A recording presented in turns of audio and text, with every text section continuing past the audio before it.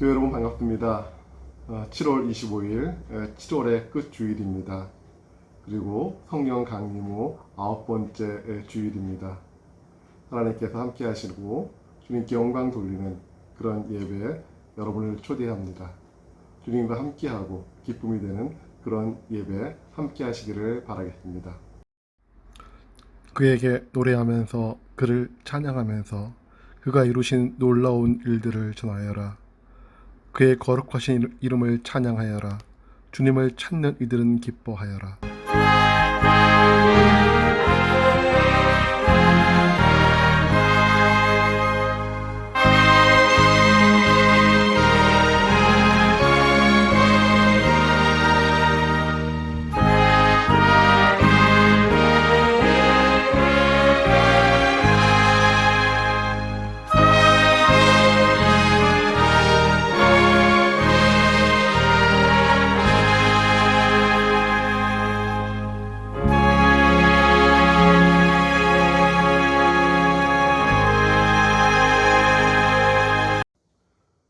오늘 주님께서 주는 말씀은 사도행전 6장 3절과 4절 두 절의 말씀이 되겠습니다.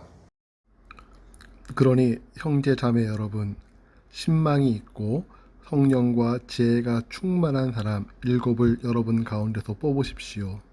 그러면 그들에게 이 일을 맡기고 우리는 기도하는 일과 말씀을 섬기는 일에 헌신하겠습니다. 교회 여러분, 더우신데 어떻게 지내십니까? 많이 힘드시죠? 그래도 우리 한번 잘 이겨냅시다. 뭐 더위도 이기고 코로나도 이기고 그렇게 나가도록 합시다. 예, 저는 뭐 나이가 어느새 많이 들어서 이제 내일이죠. 내일 저는 이제 백신 접종을 하게 되고 뭐 여러분들도 그 시간에 맞게 하게 될 것 같습니다. 뭐 그나마 백신 접종을 하게 되면은 여러 가지 저로 인해서 발생되는 위험 요소가 줄어든다고 생각을 하니까 다행이기도 하고요.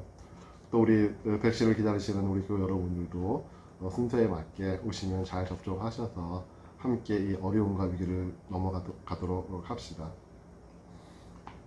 항상 초대교회라는 얘기는 우리 모두를 저의 마음을 두근두근거리게 하고 그 꿈을 꾸게 하는 거죠. 뭐 신학교 가기 전이나 신학교에 가서 또 목회를 준비하는 전도사, 목사가 되는 과정 속에서 모든 사람들이 꿈꾸는 것은 이 초대교회로 돌아가자. 우리 더 이상 이렇게 무슨 그 거대하고 뭐 외형적으로 뭐 폼나고 이런 것이 아니라 진짜 초대교회의 신앙으로 그 신앙이 어떻게 보여졌는가를 모델로 삼아서 그리로 돌아가자고 얘기를 합니다. 열심히들 많이 하죠. 그래서 아마 전 세계에 있는 모든 교회의 모델은 초대교회로 돌아가고자 하는 것이고, 그 초대교회란 것이 결국 우리 목회의, 우리 신앙의 모델에 대해서 그 초대교회가 형태로만이 아니라 그 안에서 움직이는 역동성 자체를 우리가 받아들이고자 하는 것이죠. 뭐 초대교회란 것이 뭐겠습니까? 뭐 교회란 이름, 뭐 초대, 좀 어려운 얘기가 쉽기도 하고 어려운 얘기이기도 하지만 사실은 예수님께서 살아계셨을 때는 교회가 필요가 없었죠. 예수님께서 바로바로 말씀을 전하시고 제자들과 함께 예수님의 사역과 하나님의 은혜가 함께 쭉 있었으니까요. 하지만 예수님께서 잡혀서 돌아가시고 흩어졌던 제자들이 우왕좌왕하였지만 3일 만에 부활하셔서 그들에게 나타나 보이시지 않았습니까? 그리고 500명의 우리 그 교인들에게도 함께 부활하신 예수님을 볼 수 있는 기회가 주어졌고요. 그리고 예수님께서는 다시 하늘로 가셨죠. 승천하셨죠. 이제 하나님의 아들 예수 그리스도라는 내 옆에 있던 그 실체가 사라지고 이제 그리스도의 흔적과 말씀만이 남아있는 그 시절에 지금 우리랑 똑같죠. 하나님께 예배를 어떻게 해야 되는지, 우리가 어떻게 살아야 되는지, 과연 이것이 무엇인지 그 고민을 가지고 처음에 예수를 따르던 사람들이 함께 기도하고 모이게 되었던 거죠. 예수님께서 가시면서 그들에게 성령을 주겠다고 약속을 하셨고, 그 성령 부음을 받은 사람들이 이제 그리스도를 증거하는 일이 벌어지는 거 아니겠습니까? 그러면서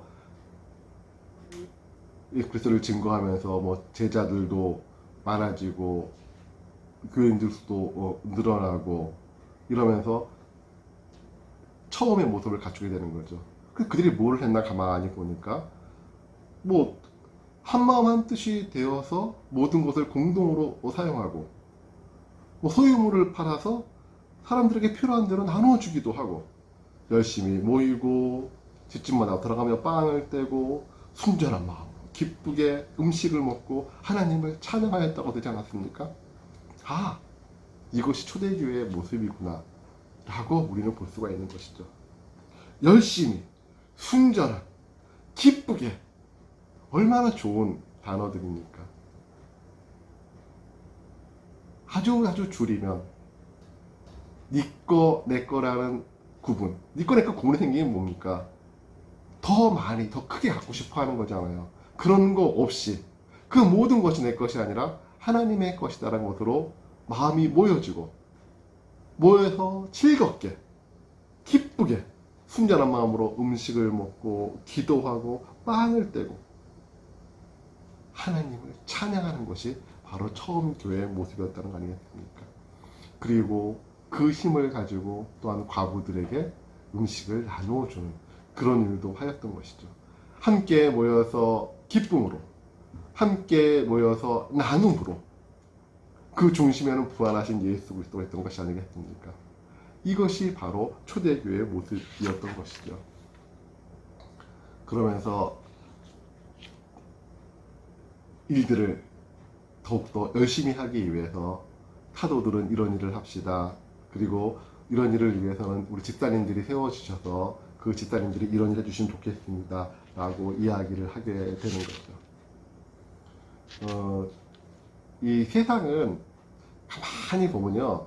그 가진 사람들은 뭐 그들의 영화도 그렇고 소설도 그렇고 보면은 아주 가진 사람들의 영원한 꿈은 일반 사람들과의 완전한 분리라고 그래야 되나요? 뭐 거주지 자체를 분리하는 그런 걸로 가는 것 같아요. 예전에 보면은 뭐 왕궁이라는 틀에서 그들은 갇혀 있었고요. 뭐 지금 우리 사회에서는 뭐 타워 팰리스 이런 데 그들이 들어가 있게 되는 거죠. 뭐 매드맥스 같은 영화를 보면은 뭐 황폐해진 땅에는 물이 없고 물을 가진 사람들과 갖지 않은 사람들이 구분돼서 살아가기도 하는 것이죠. 뭐 대표적인 영화 설국열차를 보면은 앞칸과 뒷칸이 완전히 다르지 않습니까? 다 구분해서 그렇게 살아가고 있는 것입니다. 그럼 뭐 없는 사람들이 구분했을까요? 가진 사람들이 그렇게 구분해 놓은 것이죠. 모든 사람이 같은 일을 할 수는 없겠죠. 어떤 일이라고 다른 것이 아닙니다. 이들은 다 하나였지 않습니까? 초대교회는 예수 그리스도의 복음을 전하는 것이 가장 중요한 일이었습니다. 왜? 그것이 예루살렘과 유대와 사마리아 땅까지 이르러 부활하신 예수를 지원하는 일이었잖아요. 거기에 지금으로 얘기하면 사도와 집사가 무슨 구분이 있었겠습니까? 지금은 자꾸 구분하려고 생각을 하지만 생각해 보세요. 예루살렘에 박해가 심해졌을 때 사도들은 예루살렘 지키기도 했고요. 집사님으로 되었던 뭐 스데반, 빌립 이러신 분들은 스데반은 돌에 맞아 죽기도 하고 빌립은 뭐 사마리아 또 에디오피아 내시에게 복음을 전하기도 하는 그런 삶을 살지 않았습니까? 또 제자들이 집사님들이 막 흩어져서 피해서 그 탄압을 피해서 다니면서 복음을 전하고 이방인들에게까지 복음을 전하면서 안디옥에서는 그 복음을 전하는 이들이 그리스도인이라는 칭호까지 받게 되는 것이 아니겠습니까? 예. 이 구분 자체가 구분이 표현이 좀 그런데요. 이 집사님들을 선발하는 기준 자체가 뭐 신망이 있고 성경과 지혜가 충만한 사람들이라고 이야기합니다. 아니 어느 누가 사실 이게 모든 걸 갖추고 있겠습니까? 그냥 그 시절에 신망과 성경과 지혜가 충만한 사람들이 이루어지는 것이죠. 다 부족하죠. 그러니까 신망도 더 키워야 되겠고 성경도 더 키워야 되겠고 지혜가 충만함을 점점 키워나가면서 하나하나 키워나가면서 그리스도와 닮은 사람이 되어가는 것이 아니겠습니까? 성경 작구의 뭐 지식을 넘어서야 되겠고 그 지식을 또 지혜롭게 이해하고 전할 수 있어야 되는 거 아니겠습니까? 공동체 가운데 서로 간의 믿음의 자리에 서야 되는 것이 아니겠습니까? 사도가 되는 것인지 뭐 아름다운 복음 일꾼이 되는 것인지 하나의 삶의 결과일 뿐 아니겠습니까? 그렇게 살아가는 살아가야 되는 것이 아니겠습니까? 이 모두가 하나님께서 우리에게 주시는 선물이지 않겠습니까? 초대교회의 모습을 외형적으로, 내적으로 담고 싶은 욕망이 있지만 과연 우리는 그렇게 살아가고 있는지, 어떤 밖에 보여지는 그 이전에 내 속에, 우리의 속에 주님의 부활과 성령님께서 함께 하심을 내가 믿고 기다리고 또 간구하면서 주님, 성경과 지혜가 충만한 사람으로 키워주십시오라고 내가 기도를 하고 있는지, 성령이 내게 어떠한 말씀을 전해주시는지 내가 기다리고 기도하고 그러고 있을까요? 그래야겠지요. 그 처음에 성령을 받았던 이들은 진짜 처음이었잖아요. 근데 복음을 증거할 때 여러 나라 말로 증거하다 보니까 밖에 있던 사람들이 야, 니들 술 취한 거 아니야? 라고 오해를 할 정도로 예상하지 못하는 일들이 전해지고 예상하지 못하는 반응들이 오는 거 아니겠습니까? 함께 이런 아름다운 초대 공사를 이루었지만 다 아름다운 것들은 아니었잖아요. 아나니아하고 삽비라 기억나지 않습니까? 모든 사람들이 재산을 함께 나누고 필요한 대로 나누어주고 기쁘게 모이는데 너무 좋았던 모양이에요. 그래서 아나니아와 삽비라도 그에 동참을 했죠. 근데 막상 자신의 것을 팔려고 보니까 좀 아까웠던 모양이에요. 좀 감춰놨죠. 하지만 사람의 영혼을 환히 비추시고 사람 마음속까지 깊이까지 살펴보시는 주님께서 그걸 알려주신 거 아니겠습니까? 어째 네가 거짓을 얘기하느냐? 아닙니다 라고 그가 얘기를 해도 그들은 하나님께서 치셔서 그들의 거짓됨이 드러나게 하시지 않았습니까? 밖으로 보이는 거는 우리는 아직까지 부족해서 밖의 모습만 볼 수밖에 없어요. 하지만 진실로 초대교회의 그런 아름다운 모습을 꿈꾸는 내 안에서 막 올라오는 그런 것들은 어디에 있을까요? 사라졌을까요? 남아있을까요? 다시금 이 말씀을 봅니다. 예, 우리는 이제 앞으로 몇 달 안에 지역아동센터와 교회가 새로운 변화를 겪게 되는 것이죠. 소위 말하는 21세기, 2020년대에 우리는 초대교회의 모습을 어떻게 만들어 가야 할 것인지 여러분 답을 알고 있습니까? 저도 잘 모릅니다. 그저 구호를 외칠 수는 있죠. 초대교회로 돌아갑시다. 초대교회의 모습으로 갑시다. 하지만 그 전에, 초대교회의 모습 전에 부활하신 예수 그리스도를 기다리고 그 말씀에 의지하고 굳건한 믿음에 서는 그 시작부터 다시 시작해야 되지 않겠습니까? 많이 힘들고 열악한 가운데서 우리가 새로운 공동체를 꾸리면서 한 발 한 발 앞으로 나가야겠죠. 초대교회보다 힘들겠습니까? 그 당시에 엄청난 탄압도 있었잖아요. 우리는 그런 것은 없지 않습니까? 저는 분명히 믿습니다. 하나님께서 목사 저와 우리 교회 여러분들에게 이 시대에 새로운 꿈과 비전을 주시고 그 길을 가라고 우리를 끌어주시고 또 밀어주실 것입니다.